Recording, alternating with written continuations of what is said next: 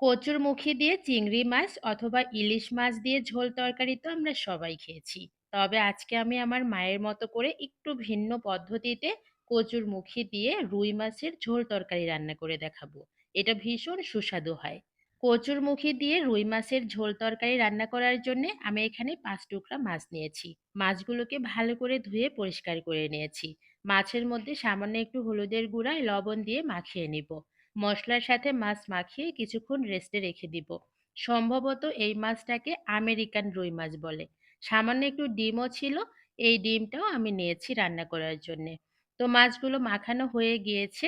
এখন আমি এই তরকারিটা রান্না করার জন্যে একটা স্পেশাল মশলা তৈরি করে নিব। একটা বাটির মধ্যে নিয়েছি পেঁয়াজ কুচি, কয়েকটা শুকনা মরিচ, কাঁচা মরিচ, একটা তেজপাতা, সামান্য আদা কুচি, রসুন আর হাফ চামচ নিয়েছি গোটা জিরে। এখন এই উপকরণগুলো তেলের মধ্যে ভেজে নিতে হবে। এজন্য কড়াইয়ের মধ্যে সামান্য একটু তেল দিয়ে দিলাম। তেলের মধ্যে এই উপকরণ দিয়ে ভালো করে ভেজে নিতে হবে। খুব বেশি ভাজা যাবে না, মোটামুটি 2 থেকে 3 মিনিটের মতো ভেজেই কিন্তু উঠিয়ে নিতে হবে।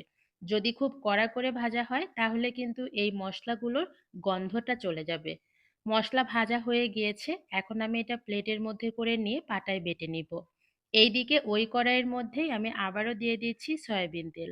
তেলটা গরম হয়ে গেলে মাখিয়ে রাখা মাছের টুকরাগুলো দিয়ে দিব।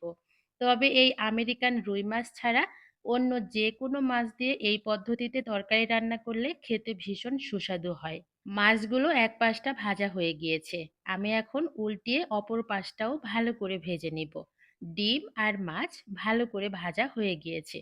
প্রথমে ডিমের টুকরা দুইটা উঠিয়ে নিলাম, এরপরে মাছের টুকরাগুলো উঠিয়ে নিব। আমি প্রথমে একটু বেশি তেল ব্যবহার করেছিলাম মাছগুলো ভেজে নেওয়ার জন্য। যে অবশিষ্ট তেলটা আছে ওই তেলেই আমি রান্নাটা সম্পূর্ণ করব। তেলের মধ্যে দিয়ে দিচ্ছি আগে থেকেই কেটে পরিষ্কার করে রাখা কচুর মুখি আর আলু। তেলের মধ্যে কচুরমুখী আর আলু কিছুক্ষণ ভেজে নিব। 2 মিনিটের মতো কচুরমুখী আর আলু ভালো করে ভেজে নিয়েছি।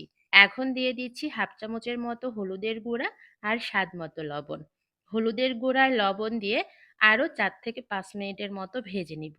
যখন দেখব কচুরমুখী আর আলু ভালো করে লাল লাল করে ভাজা হয়ে গিয়েছে, এখন দিয়ে দিচ্ছি যে মশলাটা করে পাটায় বেটে নিলাম সেই মশলাটা।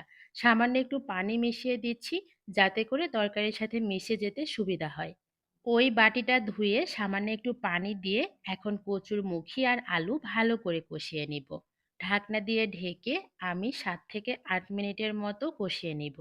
এইভাবে মশলা তৈরি করে তরকারি রান্না করলে তরকারির গন্ধটা খুব সুন্দর আসে। কচুরমুখী আর আলু কষানো হয়ে গিয়েছে, এখন দিয়ে দিচ্ছি ঝোলের জন্য পানি। আমি একটু বেশি করে পানি ব্যবহার করব যাতে করে কচুরমুখী খুব সুন্দরভাবে সেদ্ধ হয়ে যায়।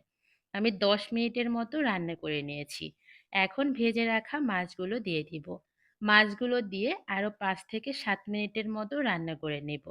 আর এর মধ্যেই কিন্তু কচুরমুখী দিয়ে রুই মাছের ঝোল তরকারি একদম রেডি।